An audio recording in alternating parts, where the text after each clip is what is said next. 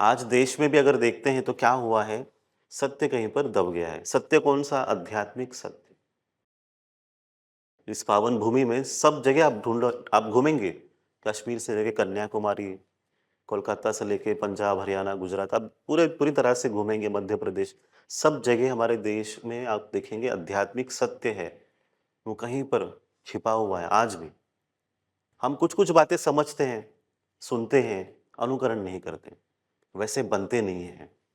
हमें वैसे बनना होगा, सत्य के साथ रहना होगा।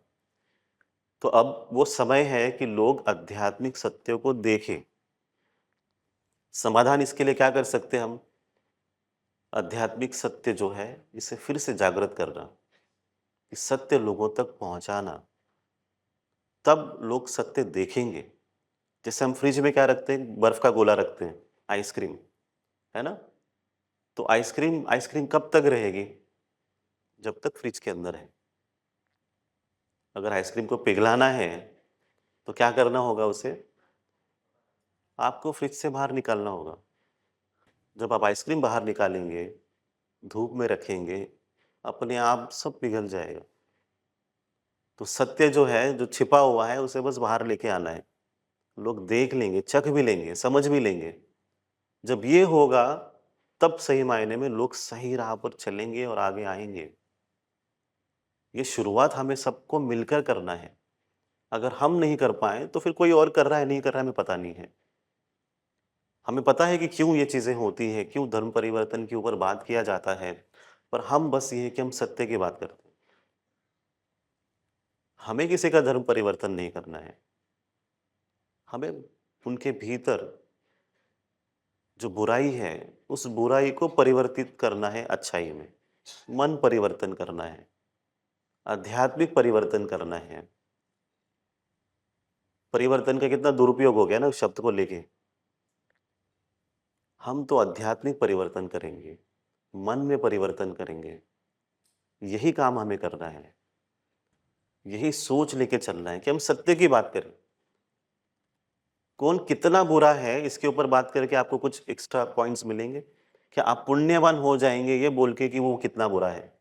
किसी की बुराई कर के तकलीफ तो आप ही को पहुँचेगी। आपको एक ही काम करना चाहिए ज़िंदगी में, कहीं पर भी हो, कुछ भी कर रहे हो, आस-पास कितने भी लोग बुरे हों आपके, आपको अच्छाई बन के रहना है, कोशिश तो करना है। बुराई के साथ आप बुरा करना शुरू करेंगे तो आप बुरे बन जाते हो। आपको अच्छाई के राह पर ही चलना है, सत्य की राह पर ही चलना है। जब ये करेंगे तभी सही मायने में धर्म जो है, उसकी स्थापना हो पाएगी। अधर्म के रास्ते से हम चलते हैं, तो क्या धर्म की स्थापना कर पाएँ? हाँ, भगवान श्री कृष्ण अगर कौरवों के साइड में होते, तो क्या क्या स्थापित होता फिर? अधर्म स्थापित होता। तो हमें किसके पक्ष में रहना चाहिए? धर्म के पक्ष में। धर्म क्या है? प्रेम, शांति, कि सभी अपने हैं, कोई पराये नहीं है।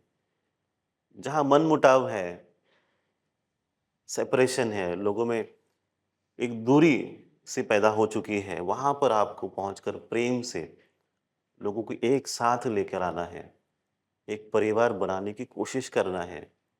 इस भाव से आप काम करेंगे तो जीवन सही मायने में सार्थक हो जाएगा। सही मायने में आप आनंद का अनुभव करेंगे, मुक्ति का अनुभव करेंगे।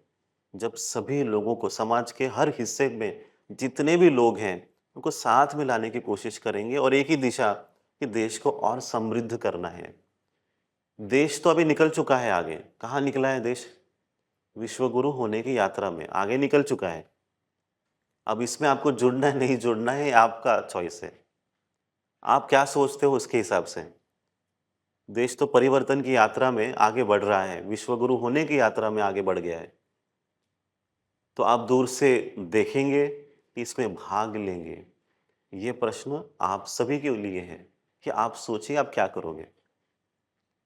जहाँ पर भी हो, कुछ भी कर रहे हो, इस प्रश्न को लेके चलो कि मैं अपने देश के लिए क्या कर सकता हूँ, क्या कर सकती हूँ? संपूर्ण विश्व के लिए हम क्या कर सकते हैं? काम करते समय कठिनाई आएगी, और साथ में आपको कृपा भी मिलेगी, आशीर्वाद भी मिलेगा, मार्गदर्शन भी मिलेगा कि कैसे आगे निकलना है। है ना? खेलते-खेलते अगर पैर को लग गया तो फिर आप खेलना छोड़ दोगे? कितने बार तो लगा ही होगा ना, स्पोर्ट्स में आप हो, स्कूल में खेलते-खेलते गिर गए, लग गया, तो फिर क्या? आज से स्कूल जाना बंद। ऐसे ऐसे भाव लेके हम चलते हैं, खेलते हैं, जीते हैं। लोग कितना हमें हर्ट करते हैं, बुरा बोलते हैं, पर हम तो जीते तो हैं, साँस तो लेते हैं हम, आज भी। वैसे सत्य का काम करेंगे, धर्म का काम करेंगे, कहीं न कहीं पर कुछ न कुछ तो आएगा।